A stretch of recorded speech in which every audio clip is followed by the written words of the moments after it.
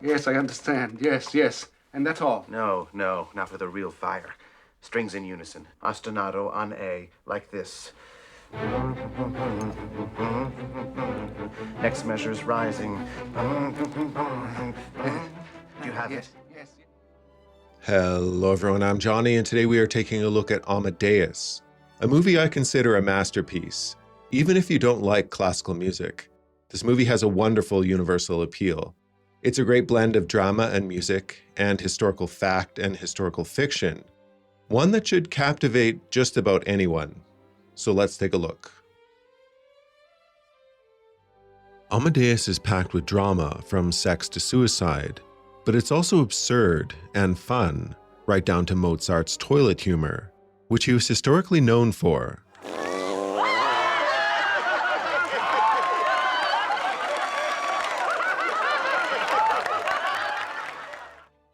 The largest fictionalized aspect of the movie is an imagined rivalry between real composers Wolfgang Amadeus Mozart and Antonio Salieri.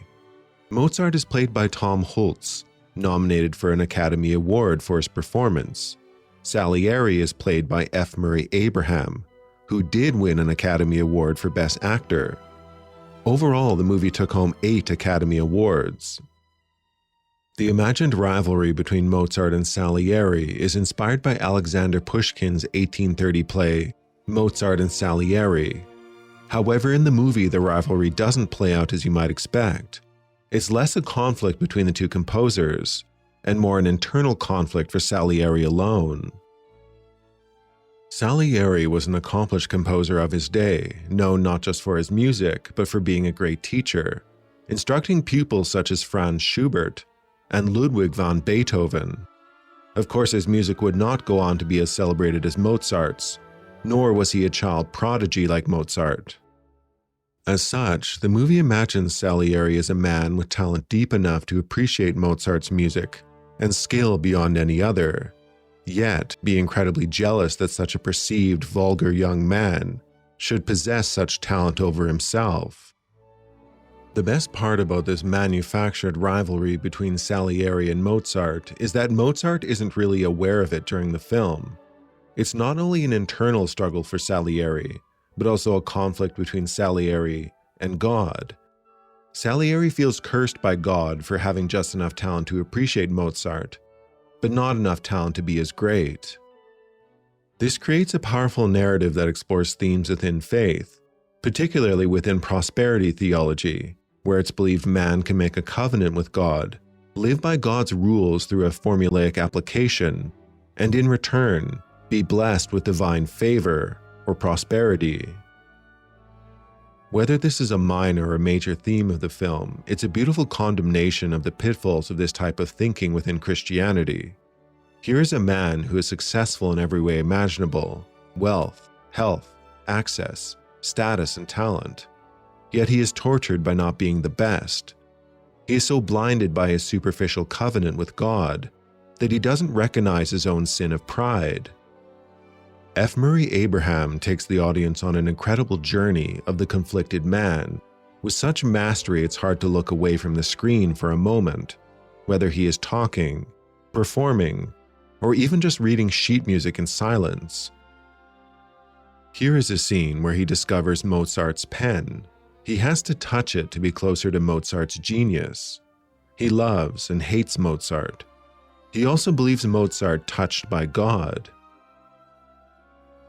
In this scene, Salieri receives the love of his audience and his king, but it's Mozart's approval and recognition he looks for. In this scene, Salieri is presented with some of Mozart's work from Mozart's wife. He is astonished to find no corrections whatsoever on the work, flawless originals of beautiful music, such as he has never seen. You can imagine the director instructing him, "Now I want you to react as though it's the most outrageous yet beautiful thing you've ever seen in your life." He had simply written down music already finished in his head. Page after page of it, as if he were just taking dictation. Mozart was known for his flawless originals. a testament to his genius. Historically, it's likely that both Mozart and Salieri appreciated each other's work and perhaps had a professional rivalry. They did indeed attend each other's performances and existed in the same musical circles at the time. They even co-wrote a piece together. What the movie does highlight correctly is that there was some competition and rivalry between German-speaking and Italian composers. Where I believe the movie has the most fun is really leaning into the idea of Mozart as a wild, crude, obnoxious creature. There is some evidence to suggest that he could have been like this, but his character, like most historical characters, can really only be speculated on. Letters, accounts, and portraits can only go so far, but they do give you a window.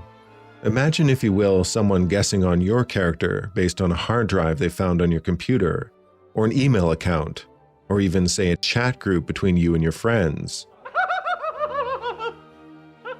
So there are some accounts of Mozart liking drink, and certainly he was known to spend lots of money. He further borrowed lots of money and lived lavishly, almost like a modern pop star would. Most interestingly, there is strong evidence that he greatly enjoyed toilet humor, at least within his close circle. In existence are at least 39 surviving letters from Mozart, all with naughty humor. In a letter written to his cousin, Maria Anna Mozart, dated November 5, 1777, he closes the letter, writing, "Well, I wish you good night, but first, shit in your bed and make it burst.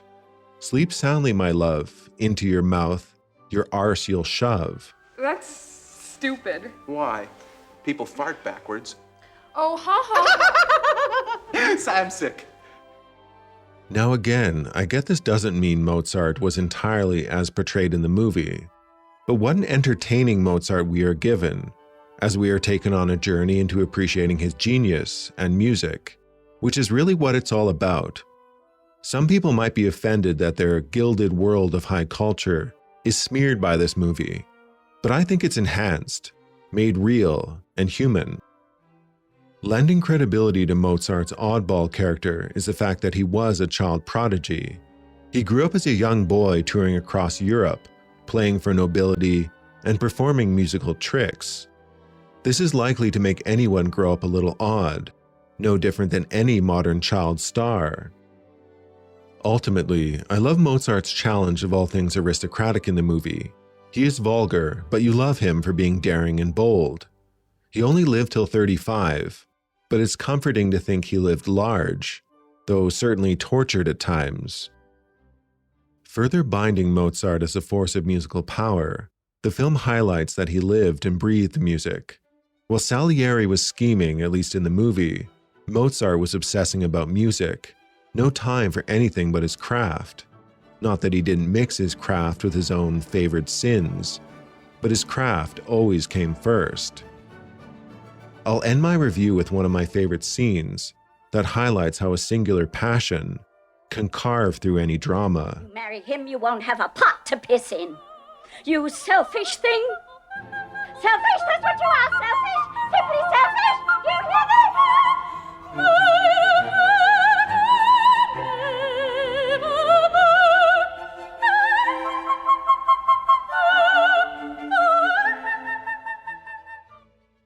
All right, I'm Johnny. Thank you for watching. Do check out Amadeus, or maybe you've already seen it and you're just like me and you enjoy revisiting this movie frequently.